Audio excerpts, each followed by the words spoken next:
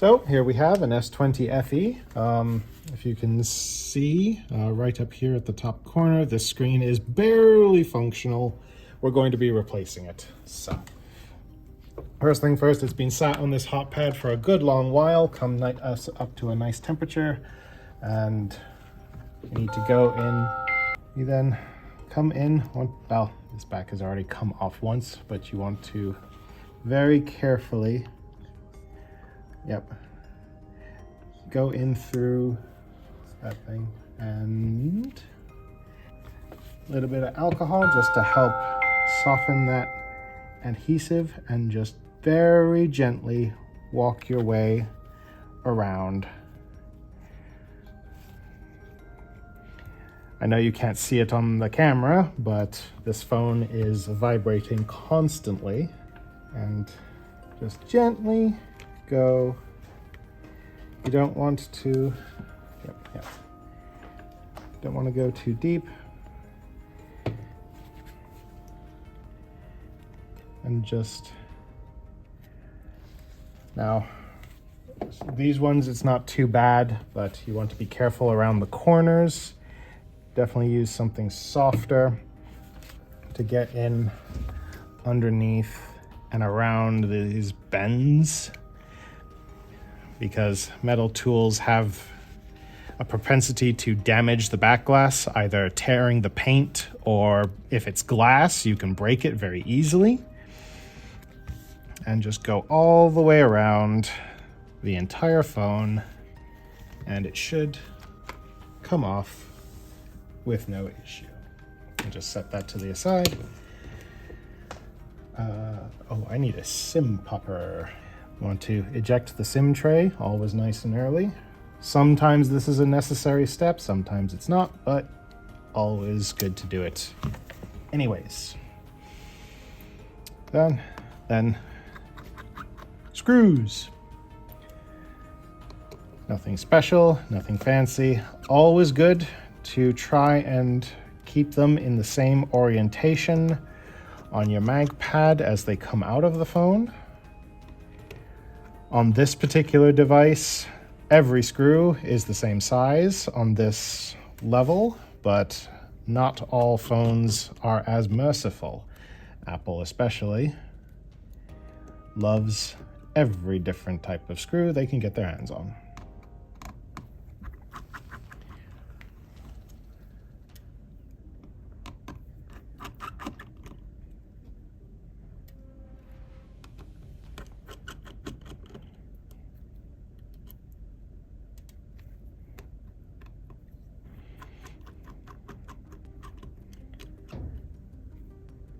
And if we were not doing a full frame transfer, I could turn the hot pad off now, but I know that we will be removing the battery in the future, so I'm going to leave it on. Sometimes they're a little stubborn.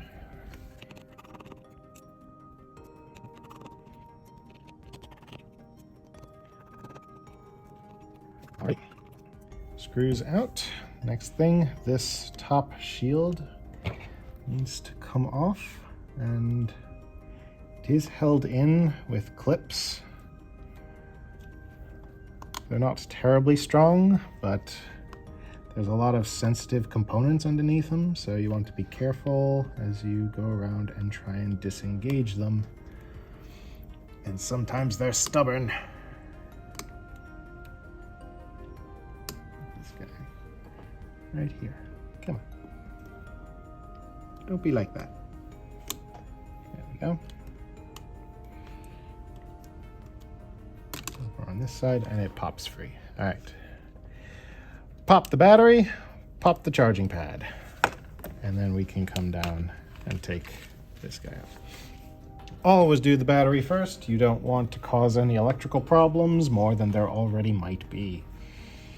So just because the screen damage to this phone was particularly bad, we're going to go and take a quick gander under this connector. We'll save that for the future, just to make sure that this connector is okay, and he looks okay. Daughter board also okay. So this should be a nice straightforward repair. So let's pop these antenna Always use a plastic tool for these guys because you are scraping on that PCB. And then we are at a new layer of the phone. New set of screws. Top board and bottom board. And look, we very helpfully have a different size screw. They gave us a different color. It's always nice when that happens. I wouldn't rely on it. That has been changed before.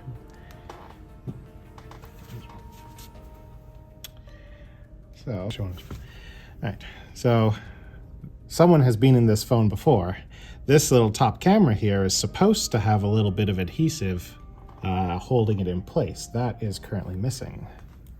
So this has been changed before by somebody.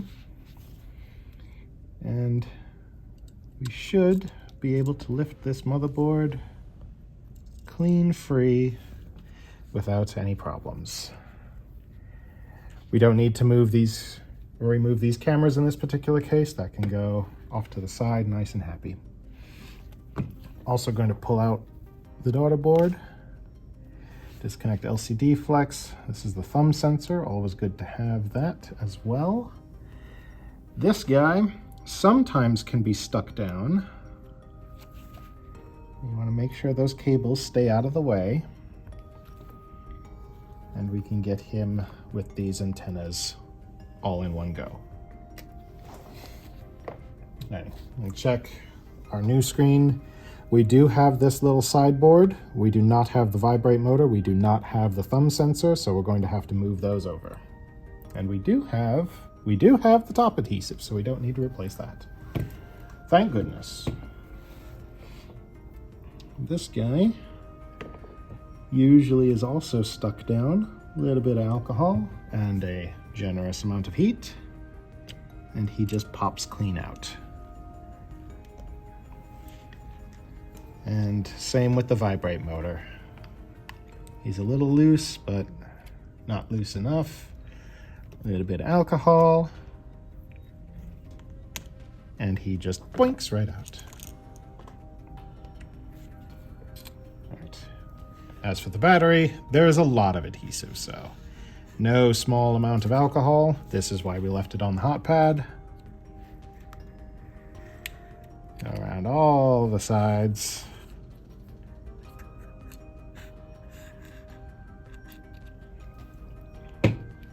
And in the meantime, you can take this antenna out as well. Don't want to leave him behind.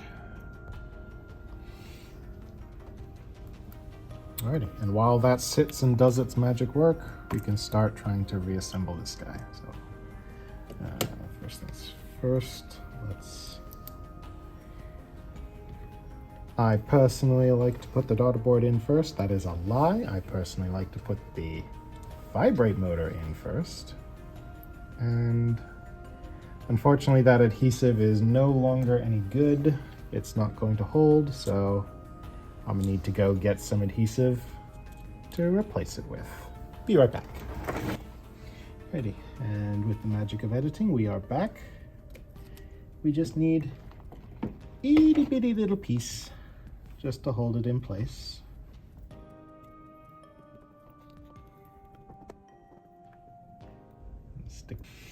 Alrighty, and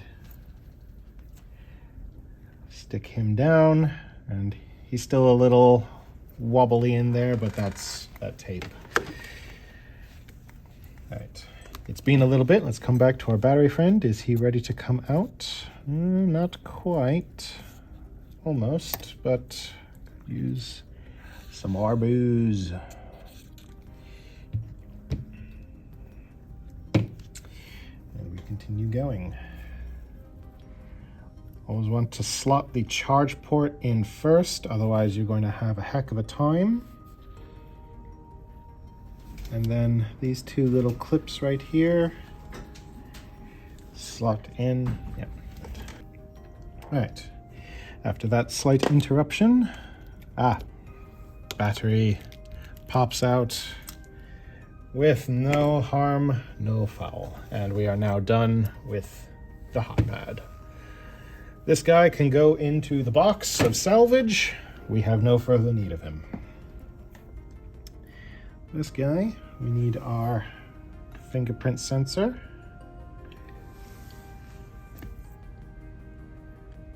With its itty bitty little amount of stickiness. Right, now I'm not going to clean up the battery just yet. We want to make sure first that this new screen works and that that motherboard works. So we are going to do the bare minimum amount of assembly needed to test to see if this thing will function still. So plug in mainboard cable, make sure that you get it aligned. Don't want to damage those connectors because they are very easily damaged. And we'll try it without the, no, we'll use the shield just in case we need to charge it. This phone in particular will not charge without its wireless charging pad plugged in.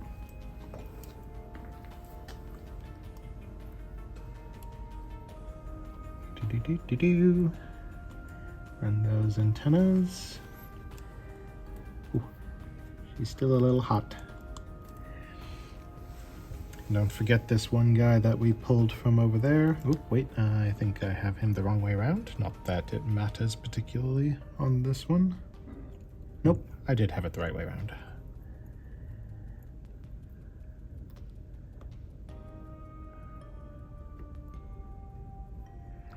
He runs down this little channel right here over that hook and plugs in.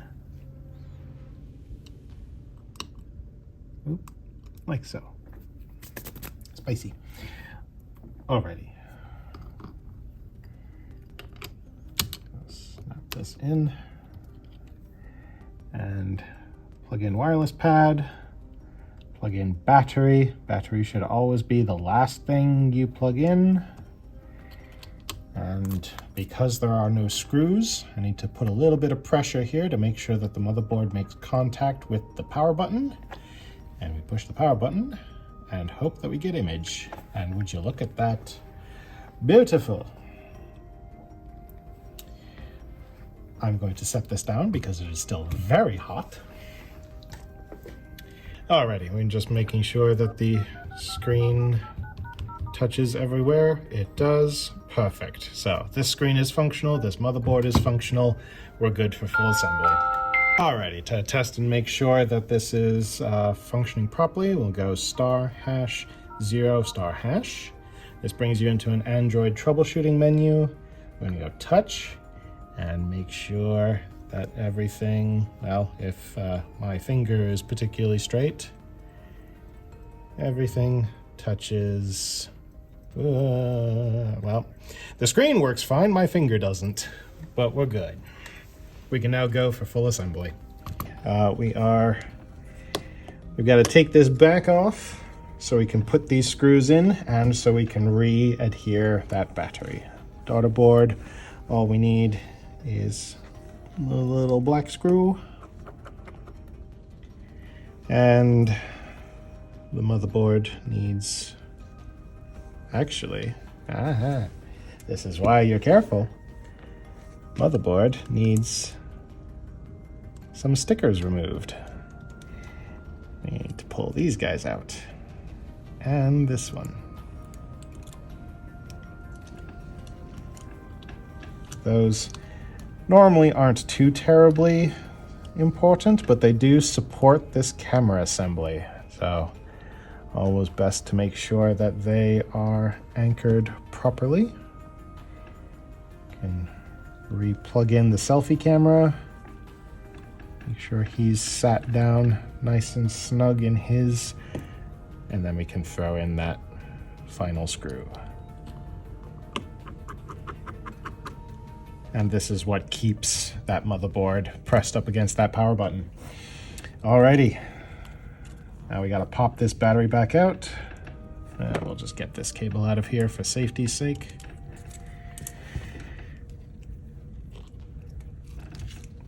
This adhesive isn't worth anything anymore, so I'm going to clean that up, relay new stuff, and we'll go from there. Unfortunately, I think this battery, this adhesive, is so chewed up, it may not actually come off very well. Alrighty, so battery is done with its painstaking job of hot heat and alcohol. We're now measuring out replacement tape, and we want to lay it into the frame specifically because we don't want to tape over the inside of the screen and any sensitive parts if we can avoid it. Please get off of me. Me snips.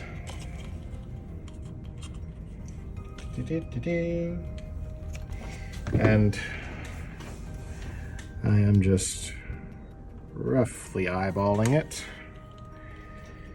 because the battery does need to be secured, but it is also not a terribly heavy thing, so it's okay if we don't completely cover the entirety of the frame in new tape.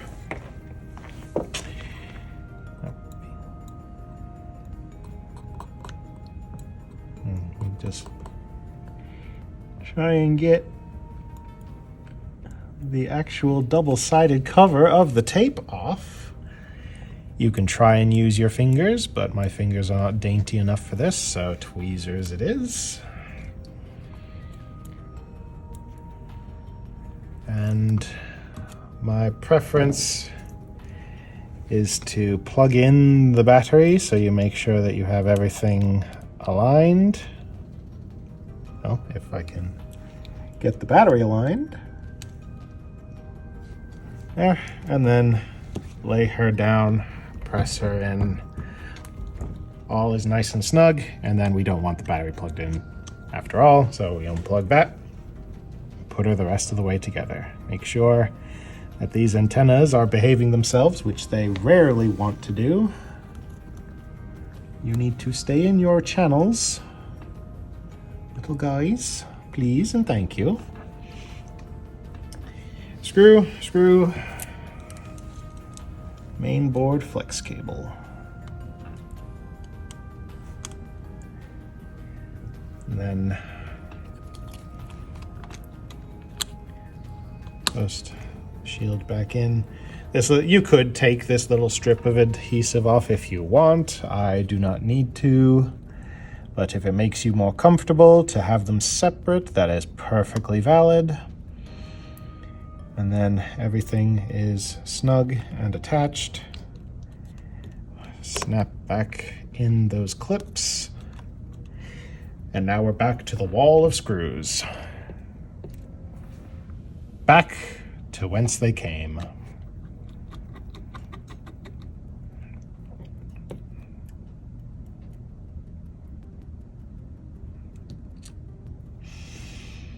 Hopefully your screws behave a little better than mine do.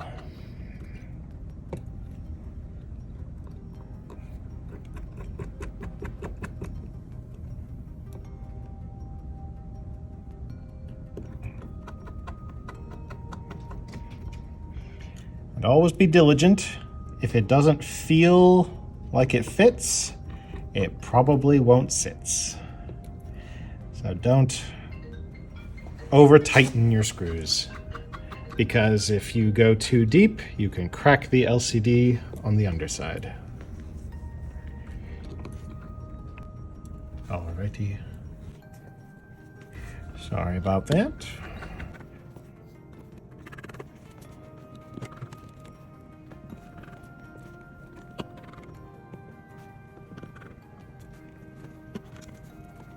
We have one rogue little clip right there that hadn't quite seated.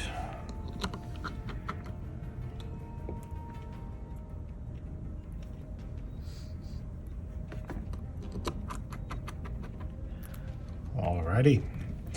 And I forgot to clean this, so on with the heat, in with the sim tray, And we'll be back when this is all nice and toasty again. Alrighty, now because Samsung's adhesives are famously crappy, we're going to be renewing this. So we've already got it nice and hot. We're gonna get some alcohol in and around here just to get a foothold. Put on the hot glove because it's hot. And we're gonna see if we can get under here nice and easy. Oh, it's lovely when it works. Sometimes it's a pain in the backside, but I'm just gonna booze her up and pull this strip off. All the way off. If it breaks, it's not the end of the world.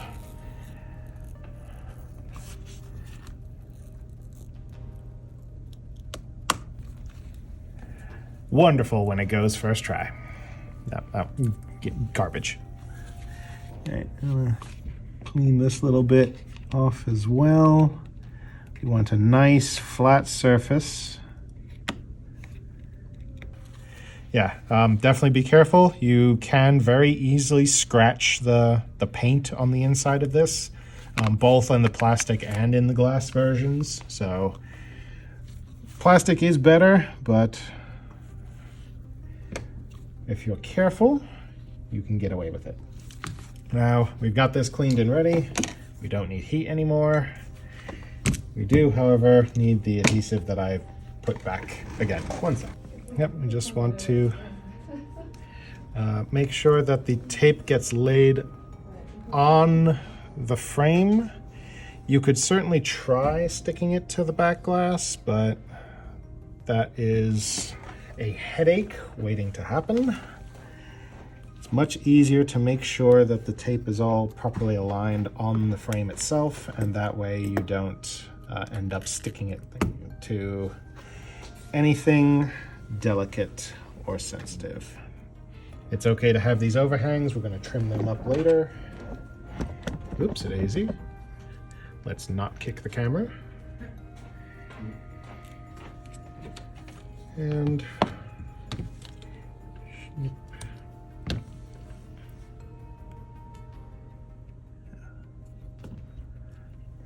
I usually call, you have the power buttons for this stuff, but it's fine. It'll hold. And then up here at the top. Snip.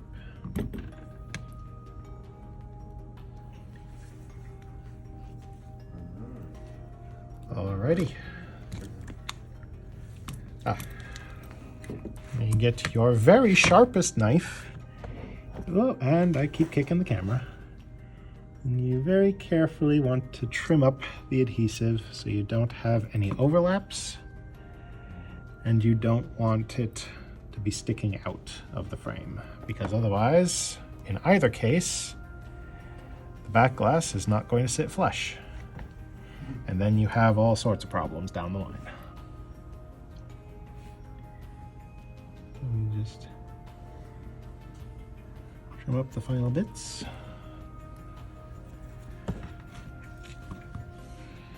And you definitely want to, just because double-sided tape is not the strongest thing in the world, you do want to make sure you don't have any major gaps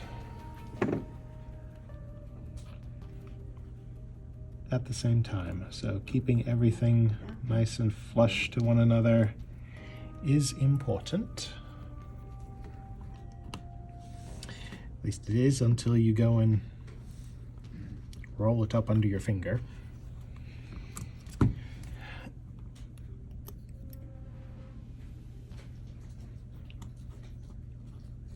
And don't cut your fingers either. Alrighty. All that's left to do is stick on the back.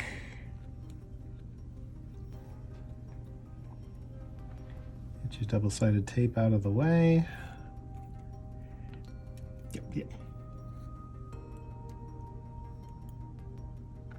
And then unfold this poor little accident. And I like to start at the bottom. You can start at the top or the side, whatever floats your boat.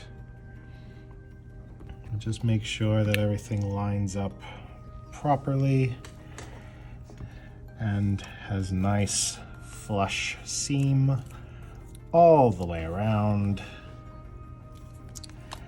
And we have one S20 FE ready to go.